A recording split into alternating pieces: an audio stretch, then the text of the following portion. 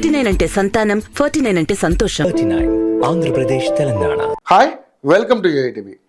తెలుగు రాష్ట్రాల్లో సంచలనం సృష్టించిన పాస్టర్ ప్రవీణ్ పగడాల మృతి ప్రమాదవశాత్తు జరిగిందేనని పోలీసులు వెల్లడించారు. కంకర వల్ల బైక్ స్లిప్ అయి పడిపోవడమే పాస్టర్ మరణానికి కారణమని, మరే వాహనం ఆయన బైక్ను ఢీకొట్టలేదని స్పష్టంగా తేలిందన్నారు ఏలూరు రేంజ్ ఐజీ అశోక్ కుమార్. ఆయన నేడు మీడియాతో మాట్లాడుతూ ప్రవీణ్ మరణించిన రోజు ఏం జరిగింది, హైదరాబాద్ నుండి పాస్టర్ ఎప్పుడు బయలుదేరారు, మార్గ మధ్యలో ఎక్కడెక్కడ ఆగారు అనే వివరాలను సీసీటీవీ ఫుటేజీలతో సహా వెల్లడించారు. హైదరాబాద్ నుండి ప్రమాదం జరిగిన ప్రాంతం వరకు జరిగిన సంఘటనలను పాస్టర్ ప్రవీణ్ మాట్లాడిన వారిని వివరించి ఆ రోజు ఏం జరిగిందని తెలుసుకున్నామని ఆయన తెలిపారు. మార్గ మధ్యలో వివిధ పాయింట్ల వద్ద సీసీటీవీ ఫుటేజ్ను ప్రదర్శిస్తూ పాస్టర్ ప్రవీణ్ పగడాల 3 సార్లు స్వల్ప ప్రమాదానికి గురయ్యారని తెలిపారు.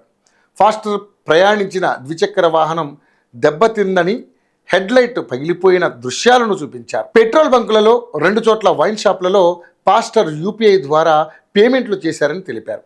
హెడ్లైట్ పగిలిపోవడంతో రైట్ ఇండికేటర్ వేసుకుని పాస్టర్ ప్రయాణించారని చెప్పారు. ప్రమాద స్థలానికి చేరుకున్నప్పటికీ పాస్టర్ ప్రవీణ్ 70 కిలోమీటర్ల వేగంతో ప్రయాణిస్తోందని, కంకర రోడ్డు కారణంగా బైక్ స్లిప్ అయ్యి రోడ్డు పక్కన ఉన్న గుంతలో పడిపోయారని వివరించారు.